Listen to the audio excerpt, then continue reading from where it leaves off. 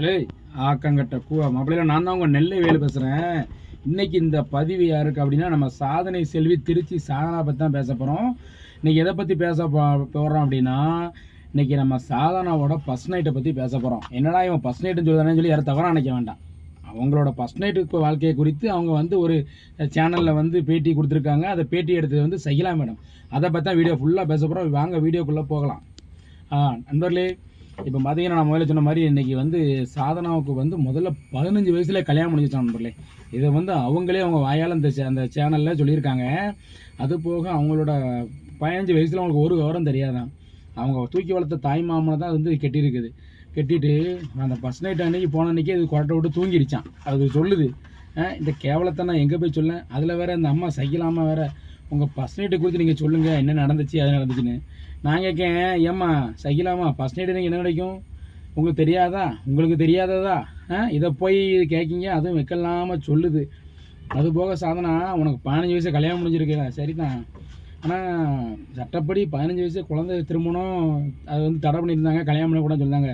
ஒருவேளை அந்த காலத்தில் 15 வயசு கல்யாணம் முடிக்கலான்றது ரூல்ஸ் இருந்துச்சுன்னு தெரியல. நீ இப்படி போய் சொல்லிக்கிட்டு இருக்கி, இந்த காலத்தில் போய் நீயே வம்பளை மாட்டத்துக்கு ஏன் இந்த மாதிரி வழிவகை பண்ணுற? ஏதாவது ஒரு பிரச்சனைனா நாளைக்கு இதை வச்சு நாளைக்கு உனக்கு மேலே கேஸ் கூட போடுவாங்க தெரியுமா? அதுக்கப்புறம் வந்து சின்னத்துறை மாமா கிட்ட வந்து கேட்டிருக்காங்க, உங்களோட முதல் இரவு அனுபவத்தை பற்றி நீங்கள் சொல்லுங்கள் அப்படின்னோடனே, அவளுக்கு அவள் சின்ன குழந்தை, அவளுக்கு ஒன்றும் தெரியாது, எல்லாம் நான் தான் பார்த்துக்கிட்டேன் அப்படின்ட்டு இருக்காரு.